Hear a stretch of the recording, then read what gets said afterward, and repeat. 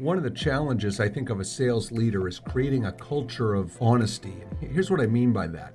If a salesperson has an unhappy customer, the first question I would ask to myself is, did the salesperson know about that? And did they hide the information for fear that if it did come to the surface, they would not only maybe lose the customer, but they would lose that as a revenue producer? What do you do to create the culture of honesty? Because there's a lot at stake there if the salesperson's selfish and keeps that information to themselves. I believe that the best rule from a leadership standpoint is you got to lead by example. You got to show your humanity, get people to respect you when you admit you're wrong, even if it was a big mistake. And I believe that the more honest you are with others, and including yourself, right? So that's where the integrity piece comes in. That way, when the chips are on the table at some point down the road, the salespeople or whoever it is you're leading in the organization, you've kind of built that bank of equity with them where they know, hey, here's a person that's admitted failure, admitted when they were wrong plenty of times. I have no reason to disbelieve them now. And then hopefully that just leads down through the organization, and they know that when I make a mistake, I'm not going to lose my job over it. My leadership will look at it as an experience for us to all learn from,